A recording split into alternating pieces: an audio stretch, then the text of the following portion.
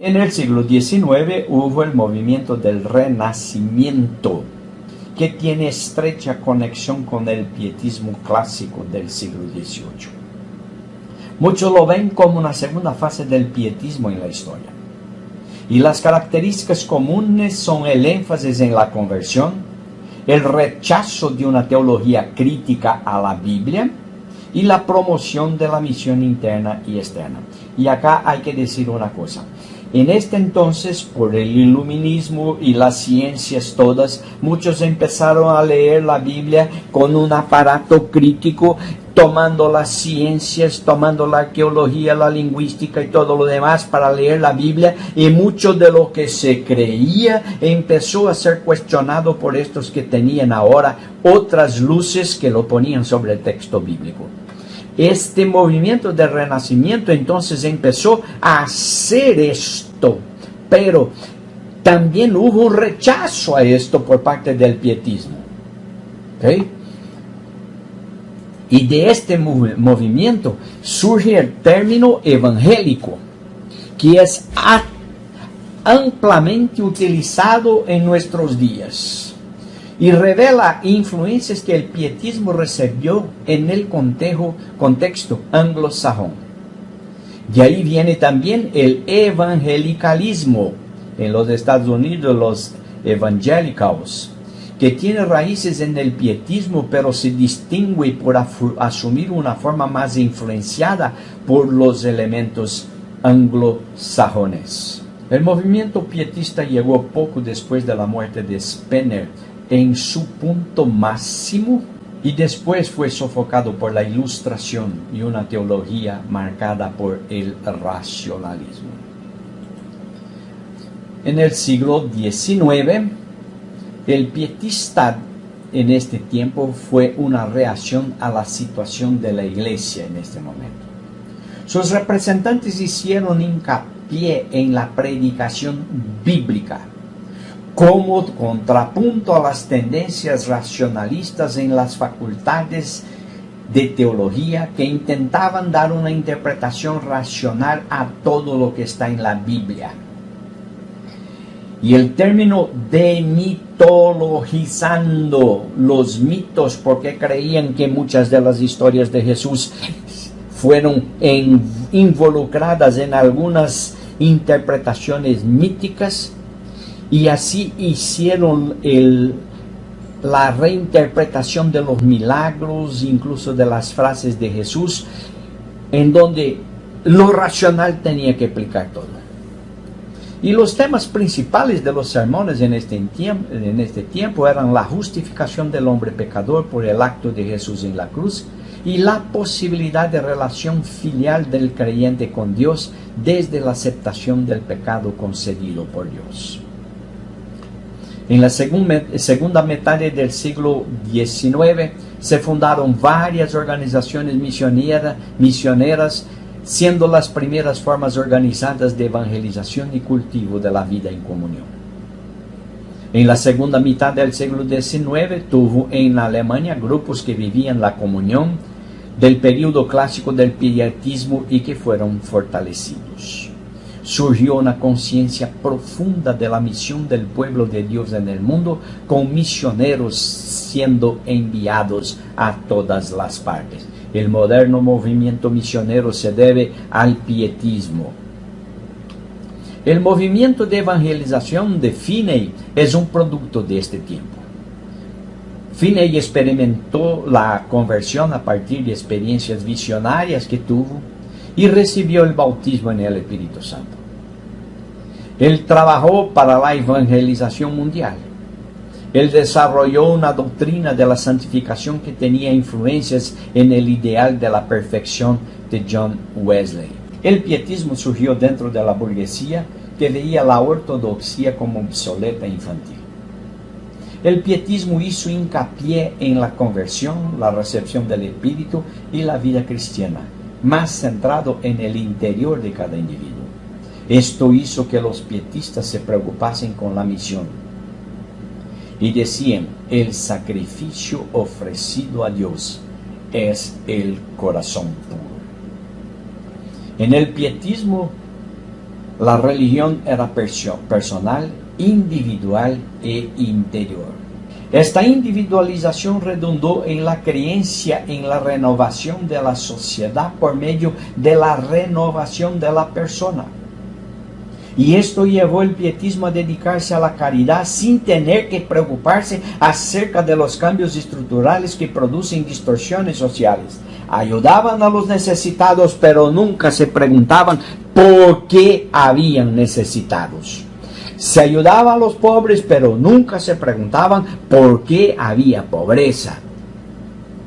Y este es un lío, porque solo medio así que cuidaban de los efectos, pero no trataban de la causa.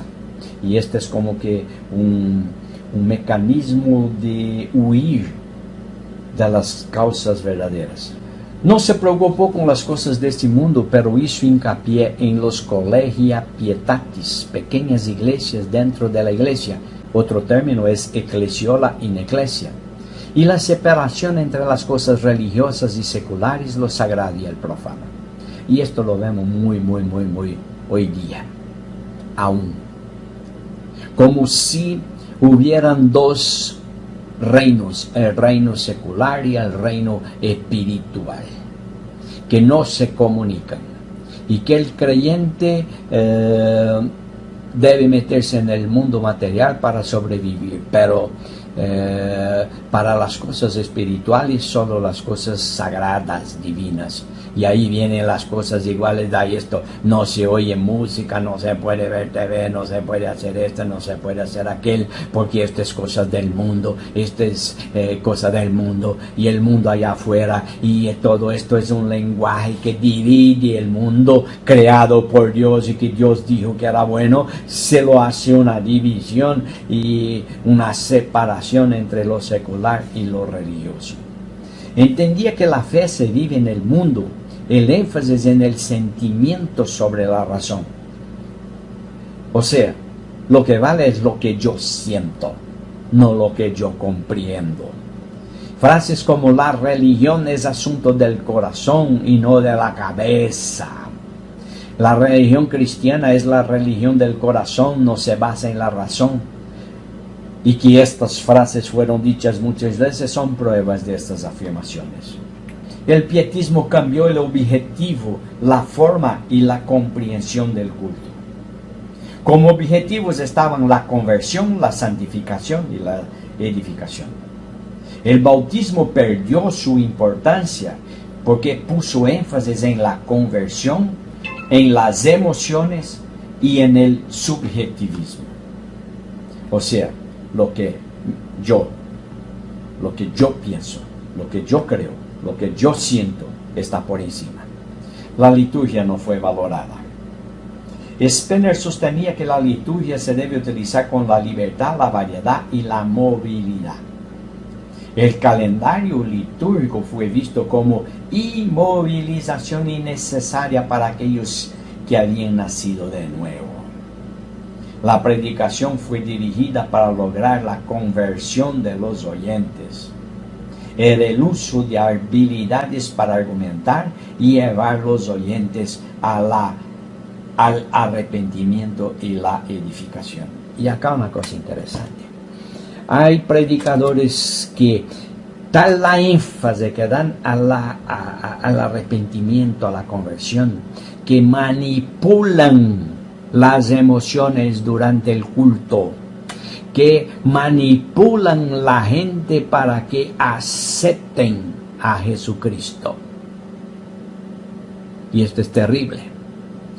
La conversión ya no es obra del Espíritu, pero es habilidad humana de hablar, de convencer y de hacer con que las personas tomen una decisión. Se pasó a dar más importancia a la lectura bíblica y su exposición sencilla y práctica, una cosa que la ortodoxia no lo hacía.